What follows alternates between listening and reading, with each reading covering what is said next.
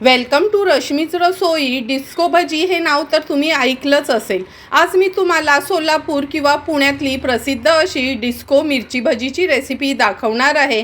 अगदी 7 ते 8 दिवसच बाहेर फिरायला जाताना पण आपण नेऊ शकतो व्यवस्थित टिकणारी आणि क्रिस्पी अशी डिस्को भजी कशी बनवायची ही रेसिपी बघण्यासाठी हा व्हिडिओ तुम्ही शेवटपर्यंत बघा आणि माझ्या चॅनलला लाईक, शेअर अँड सबस्क्राईब करा। आज आपण मिरची डिस्को भजी बनवणार आहोत। ही पुण्याची किंवा सोलापूरची अशी फेमस डिस्को भजीची रेसिपी आहे।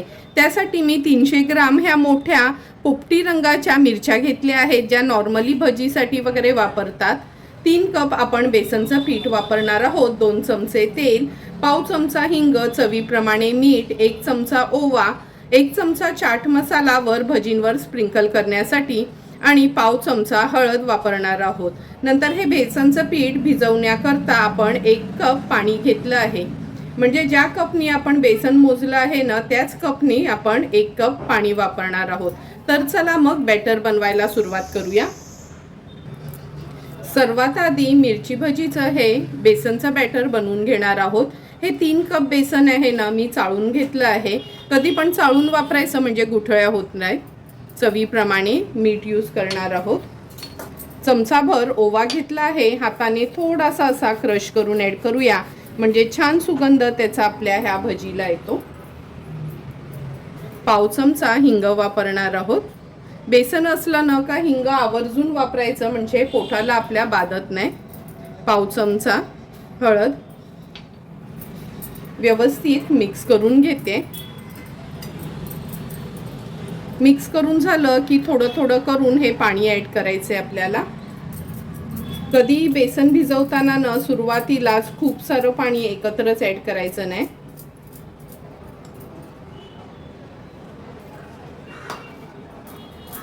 आता व्यवस्थित हे पीठ मी मिक्स करून घेते।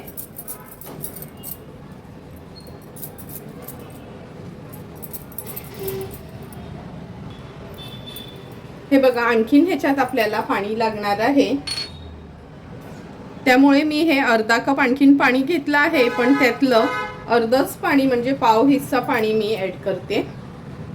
व्यवस्थित हे पीठ आता भिजवून घेऊया। आपल्याला ना हे पीठ खूप पातळ असं नको आहे, थोडं घट्टसरच हवंय, म्हणून अगोदरच खूप सारं पाणी ॲड करायचं नाही।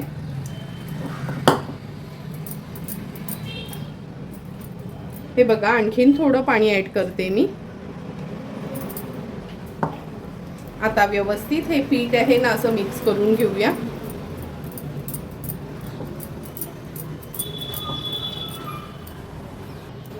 हे बघा, पूर्ण 1.5 कप पाणी आपल्याला लागलं आहे हे बेसनचं पीठ असं फ्लोईंग कन्सिस्टन्सीचं बनवण्याकरता। आता आपण ह्याच्यात 2 चमचे तेल घालणार आहोत। खायचा सोडा घालण्याऐवजी 2 चमचे तेल यूज करायचं आहे, म्हणजे लहान मुलांना पण ही भजी आपण देऊ शकतो। आता हे बॅटर आपल्याला 4 ते 5 मिनिटासाठी ना असं छान फेटून घ्यायचं आहे, म्हणजे ते जेवढं हलकं होईल ना असं आपल्याला हे फेटून घ्यायचं आहे, तर आपली भजी छान क्रिस्पी बनतात।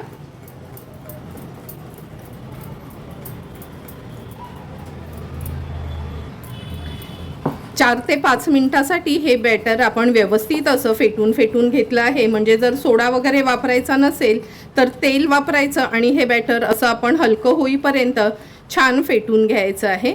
आपलं हे बघा, अगदी फ्लोईंग कन्सिस्टन्सीचं पण घट्टसर असं हे बॅटर तयार झालं आहे।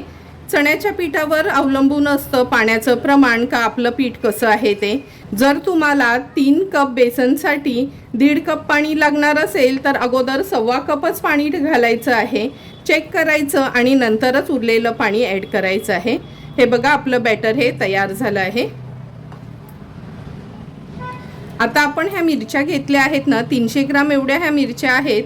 ह्याची ना फक्त देठाच्या इथे मी असं तोडून घेते, म्हणजे कढईत ना व्यवस्थित त्या मावल्या जातील। स्वच्छ धुवून मी पुसून घेतल्या आहेत। ह्या मिरच्या कशा थोड्या कमी तिखट असतात, म्हणून मी ह्या मिरच्या वापरते। जर तुम्हाला तिखटीच्या मिरच्या आवडत असतील त्या वापरल्या तरी चालेल, पण मिरचीची साईज अशी ना मोठी हवी आहे, म्हणजे ही भजी छान बनतात। आता सर्व ही देठं मी काढून घेते। देठं पण काढून झाली आहेत आणि एका बाजूला तेल पण गरम झालं आहे। लगेचच तेलामध्ये ही भजी सोडूया। तेल पण व्यवस्थित आपण हे तापवून घेतलं आहे। आता ह्या बॅटरमध्ये मी 3 मिरच्या घालते। व्यवस्थित ह्यानं डीप करून घ्यायचे आहेत।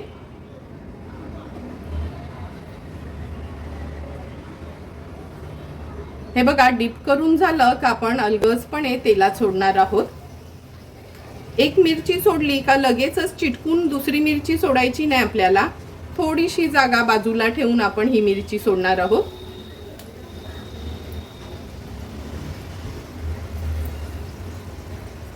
जागा असेल तर आणखीन एक मिरची सोडूया।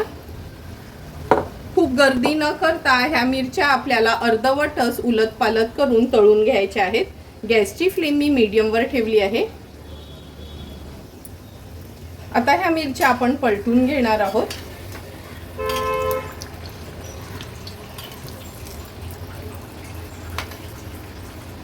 उलटपालट करून फक्त मिनिटभरासाठीच हे आपल्याला तळून घ्यायचे आहेत।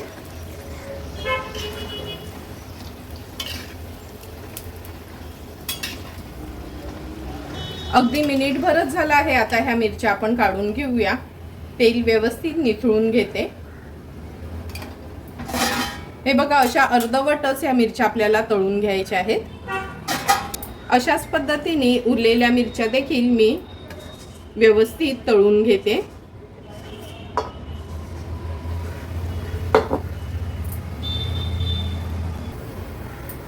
हे बघा, एक एक करून सर्व भजी आपण ही अर्धवटच तळून झाली आहे। आता ही तळून झालेली भजी आपण गोल गोल कापून घेणार आहोत। आता आपण ही अर्धवट तळलेली भजी आहे ना, असे ह्याचे मोठे मोठे तुकडे करून घेऊया।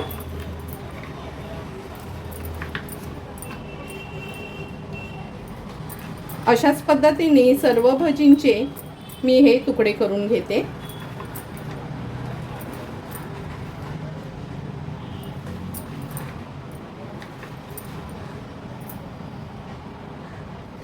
थोडी थोडी करून सर्व ही भजी आपण अशी कापून घेतली आहेत। आता ही पुन्हा आपल्याला फ्राय करून घ्यायची आहेत। कापून घेतलेली ही भजी पुन्हा आपण याच तेलामध्ये लो टू मीडियम फ्लेमवर उलटपालट करून फ्राय करून घेणार आहोत। गॅसची फ्लेम एकदम हायवर ठेवायची नाही, लो टू मीडियम वरच ठेवून आपल्याला ही भजी फ्राय करायची आहे।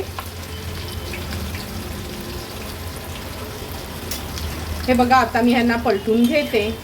कंटिन्यू अशी उलटपालट करायची आणि छान क्रिस्पी होईपर्यंत लो टू मीडियम फ्लेमवर ही आपल्याला व्यवस्थित तळून घ्यायची आहे।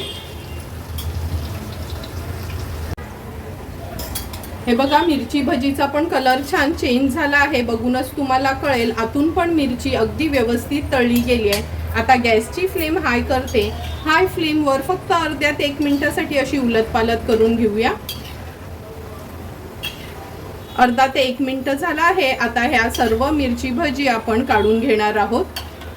अगदी भाकरवडीसारखी दिसणारी आपली डिस्को मिरची भजी तयार झाली आहे। हे बघा, किती सुंदर रंग आणि टेक्स्चर आला आहे ह्या भजीला। व्यवस्थित तेल निथळून घेऊया आणि अशाच पद्धतीने उरलेली भजी पण आपण तळून घेणार आहोत।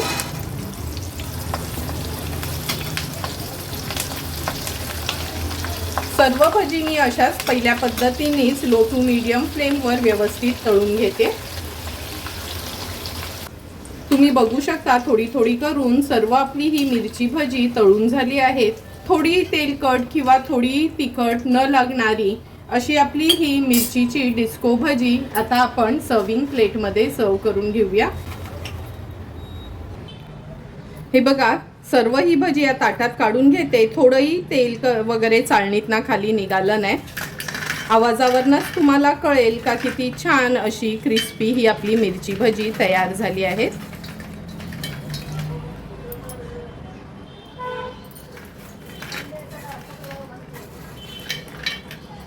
हे बघा, अगदी हाताने तुटतील ना अशी क्रिस्पी ही भजी तयार झाली आहे। सर्व भजी मी ह्या चाळणीत काढून घेते आणि आता आपण ह्या भजींवर थोडासा चाट मसाला स्प्रिंकल करूया। नंतर थोडंसं काळं मीठ, अगदी पाव चमचाच काळं मीठ घेतलं आहे। भजी अशी मिक्स करून घ्यायची आहे। हे बघा, आवाजावरनं कळेल तुम्हाला किती छान क्रिस्पी अशी आपली ही डिस्को भजी तयार झाली आहे। तयार झालेली भजी आता मी सर्विंग प्लेटमध्ये सर्व करून घेते। सुंदर आणि आगळी वेगळी अशी सोलापूर किंवा पुणा स्पेशल ही डिस्को भजी आपली तयार झाली आहे। अगदी भाकरवडीसारखी दिसणारी ही डिस्को भजी 7 ते 8 दिवसच बाहेर राहतात। म्हणजे आपण जरी फिरायला जाणार असू तरी सोबतीला आपण ही भजी तोंडी लावण्याकरता किंवा नुसतीच अशी संध्याकाळीच्या वेळी चहा सोबत खाण्याकरता आपण ही भजी वापरू शकतो।